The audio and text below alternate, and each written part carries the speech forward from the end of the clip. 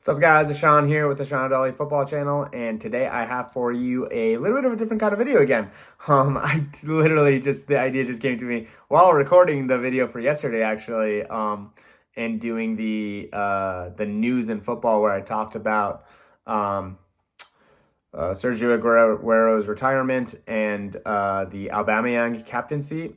So the idea of just doing a transfer section since we are approaching January, I thought it would be fun actually to kind of ponder and talk about the potential of what players we have who look like they are going to be on the move. And let's just kind of go through it actually.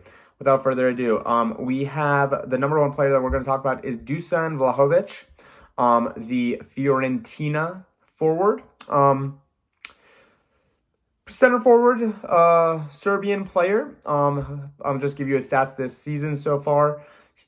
In 17 games, he has 15 goals and 2 assists.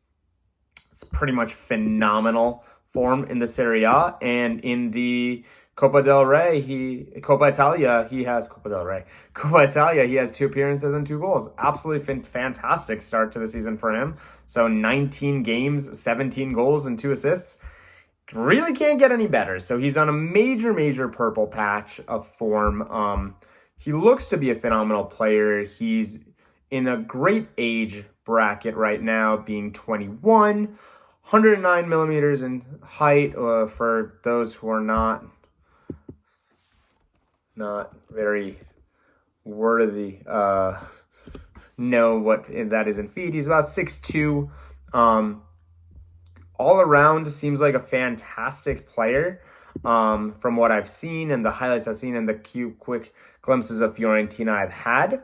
The question becomes, who are the teams around Europe who are currently looking for a striker? You have multiple teams, obviously. You have Spurs, you have Arsenal, you have the usual suspects like Dortmund are always looking for these type of players. He might be a little bit too big for the Dortmund types of places, but for a Lewandowski backup, I can definitely see him. Barcelona are obviously needing somebody to put goals away. The question is, can they really afford him is the question. But Arsenal seems like a very likely and possible destination, honestly.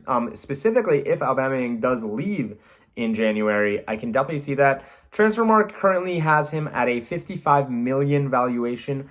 I don't know if that Transfermarkt is usually overshoots their estimations, so I would say he's possibly in the 30 to 40 range. And I think if they went to Fiorentina and offered that price, I think Fiorentina would be okay with it. The only question is during January how much of an effect it is with Fiorentina currently being so high in the Serie A. There's a chance, though. There's definitely a chance. I think Arsenal would be a very good move for both the player and for Arsenal as well. The only question is, does Fiorentina want to sell?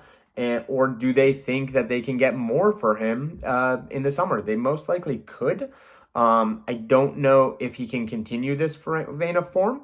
But, depends on the financial situation of Fiorentina. I can't say I'm very familiar with it at the moment, but I would definitely give this a hit if Arsenal are going to take the bite on him.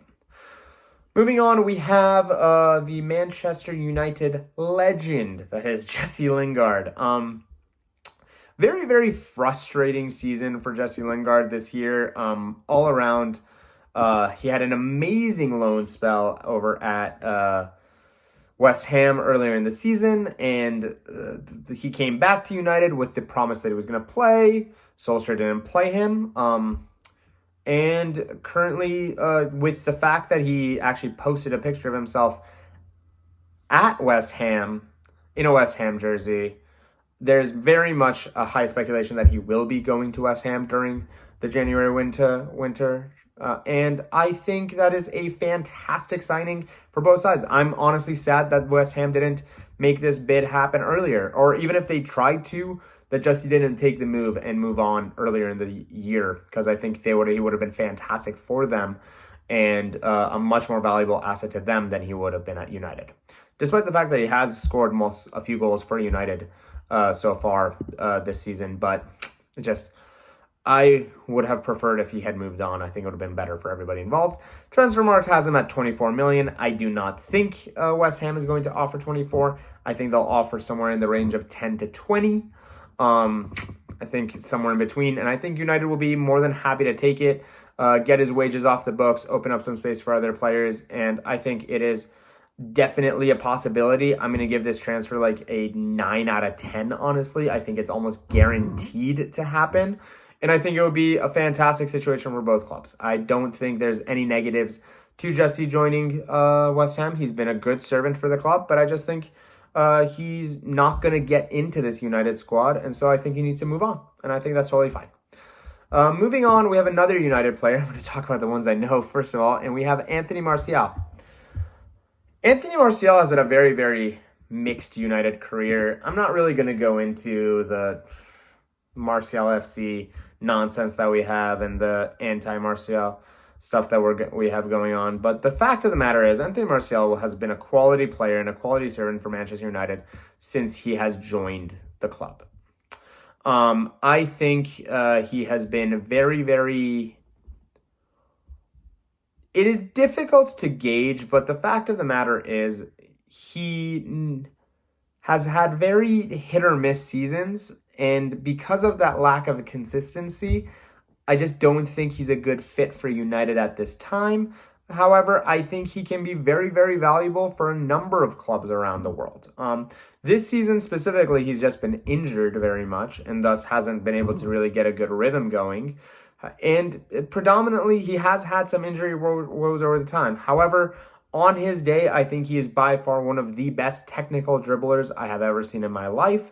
I think when he's on form, definitely a confidence player, definitely a player that when he's on form, he can devastate teams very much.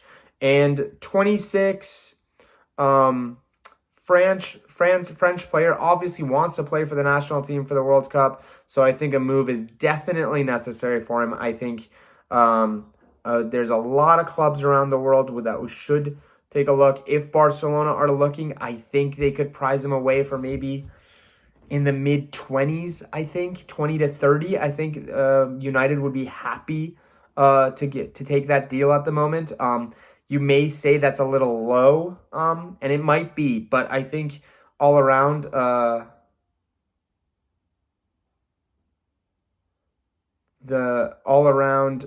it would be a better deal for everybody.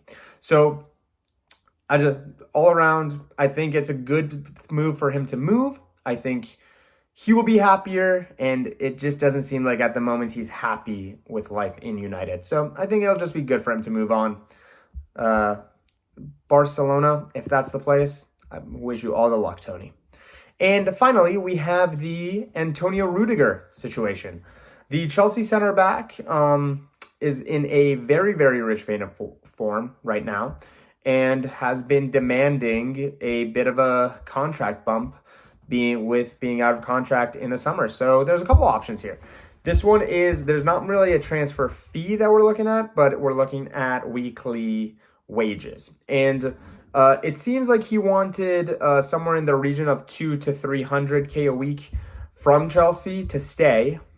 Chelsea weren't willing to offer that. And so he's apparently the number 300 to 400 is now on the table from clubs all around the world, Real Madrid and Bayern Munich being the front runners. Even United were interested in him for apparently as well. Antonio Rudiger is a very good center back. However, he's a good center back in a Chelsea team that play in a three-back situation under Thomas Tuchel. He wasn't a very in-demand player during Frank Lampard, which is what kind of scares me a little bit about this guy. He's 28 years old. He's a year older than me. Thank you very much. Hasn't accomplished as much as I have, obviously, in life. Looking for a move. Looking for a paycheck over here. God, Tony.